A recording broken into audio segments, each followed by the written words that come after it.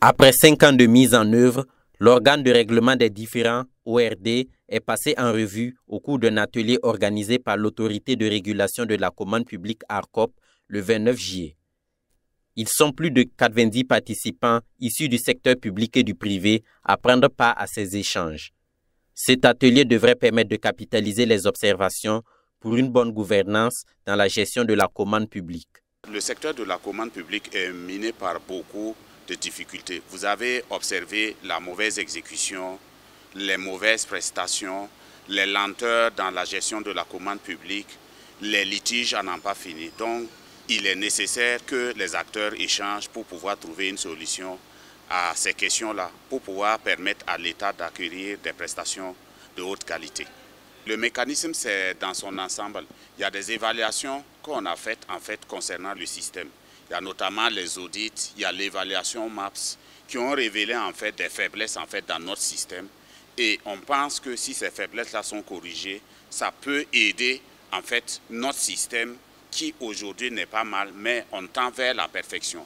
Donc notre démarche est dans ce sens. Cet atelier est une tribune d'échange avec les acteurs du système relativement au règlement des différends.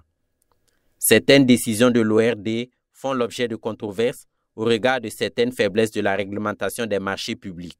Le règlement des différends est un pan très important du système de la commande publique.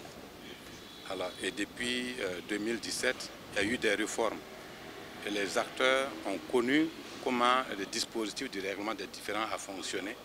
Donc il était bon, dans le cadre de la relecture, d'échanger avec eux pour voir ce qui a marché, ce qui n'a pas marché, qu'est-ce qu'on peut faire pour améliorer davantage le système.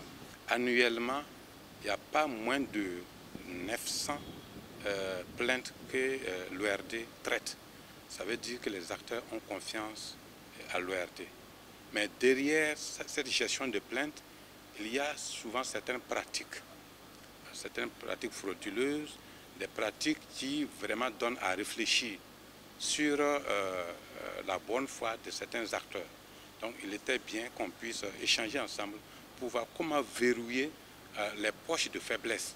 Cette concertation était très attendue des participants car leur permettant de faire des recommandations à l'endroit de l'ARCOP. Si les objectifs sont clairs, parce que les premières autorités de ce pays ont constaté qu'il y a trop de manipulation dans les offres des marchés publics, où ils nous ont dit de faire tout possible pour faire des propositions et des solutions pour les sécuriser.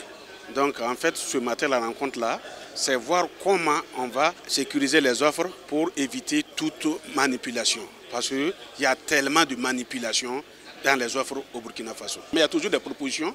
On va voir au finish quelle est la proposition qui serait retenue.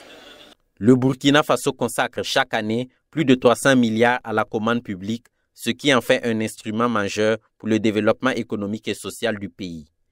Il est donc nécessaire d'assainir ce milieu pour une crédibilité incontestable.